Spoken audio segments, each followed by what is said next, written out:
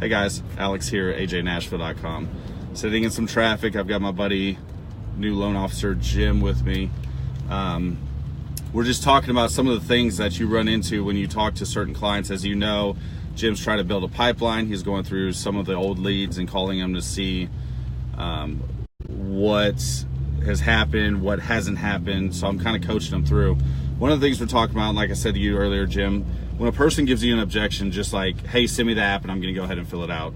The biggest thing they're saying is, give me the quickest way to get off the phone with you right now, because this conversation isn't one that I feel like having. The other thing is, when you talk to people on the phone and they're saying, what are some of the other objections you got? You said one before that one. Not interested. So not interested. We already know any closers out there that are listening to this.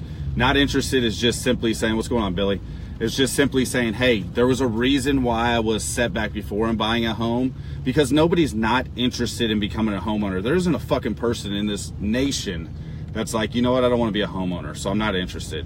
What it really is maybe they got turned down, maybe their credit wasn't what it was supposed to be, maybe their income wasn't what it's supposed to be, but programs change all the time.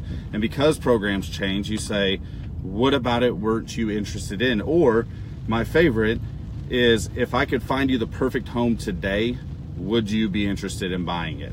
I mean, the answer to that is simple, right? Yes. Why wouldn't you buy the perfect home if I found it for you today? So what are some of the other things that you're hitting, Jim? It's mainly those ones, just saying they're not interested, or they're already working with someone. Right. And like after they say that, they just say thank you for calling and like get off super quick, so you don't. But that's part of controlling the conversation. So those of you that aren't in sales that are listening to this, it may seem a little aggressive, but controlling the conversation is simply being able to navigate the conversation in a way that's conducive of you getting your message across without being offensive or inappropriate. So somebody that says, I'm not interested, and tries to rush you off the phone, nobody wants to be rude. Nobody wants to hang up the phone and be like, fuck off, click. So by simply stopping them and saying, what is it that you're not interested in? Or, I understand you're already working with somebody, but do you know that you're getting the best possible deal out there? You know, questions like that further the communication, which allow you to go ahead and continue forward with the call.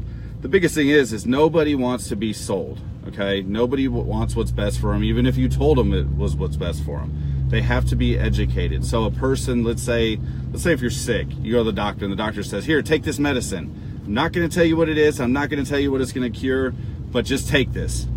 You're not gonna take that medicine, are you? No. Right, because you don't know what it does. So the fact of the matter is educating and saying, hey, I need you to take this medicine 3 times a day for your ear infection, and after 2 weeks, your ear infection will go away and you'll feel a lot better. Now will you take the medicine? Yeah. Exactly, because now you know what that medicine does for you.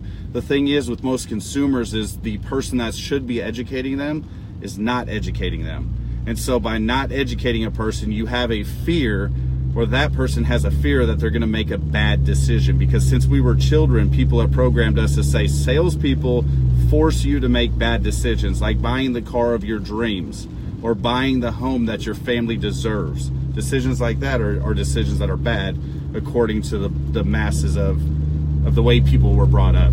You know, always question the car salesman, because car salesmen make a bunch of money, they're going to knock your head off. Always question the mortgage guy because there's a better rate out there and they're hiding this magical rate in their pocket because they want to rip you off.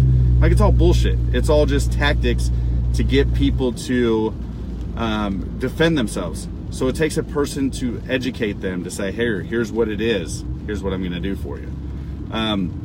So the biggest thing is with Jim's making a lot of phone calls. He's not having a great opportunity with people being super responsive because he's new. Let's face it, we've all been through this.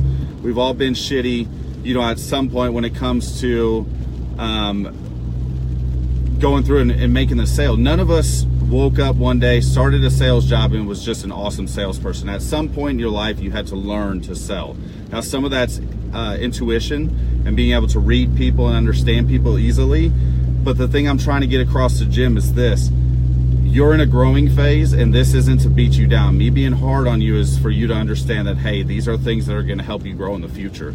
You don't wake up in the morning with the best sales tactics, and you never, ever have the same conversation twice on the phone. I've been doing this for years. I've never talked to the same person or the same type of person 2 times and gotten the same objection. If that was the case, everything would be a lay down. This would be easy.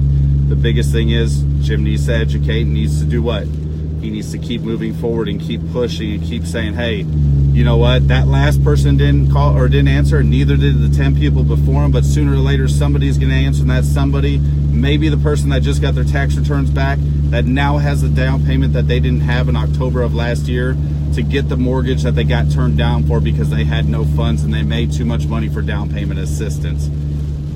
Keep that in mind, Jim. A lot of that's going on, and you other salespeople out here know that. It's tax time. People are getting the money that they need in order to purchase the homes or the cars or whatever necessities that their family has to have. But in actuality, nobody is actually not interested in purchasing a home because nobody wants to fucking rent for the rest of their life, right? Right. So don't let people tell you that shit. Anyways, I knew the content that was coming out was going to be good content. I wanted to share it with you people watching here on Facebook. It's just a stark reminder, you know, none of us started on the top. None of us are going to end out on top if we don't bust our ass and do the things we need to do on a daily basis and stop letting people control the conversation and tell us what they don't want when we haven't taken the opportunity to educate them on why they should want it. So thanks so much for tuning in, guys. Obviously, this conversation between Jim and I will continue. As a new loan officer, here's what I want you to do. Those of you that are watching this, let me know if you kind of had the same issues, you know, your phone, not wanting to get it on the phone, not wanting to do things like that when you first got into the industry, and just kind of go from there and maybe share a couple stories so Jim can relate and he can look at them and say, you know what, this is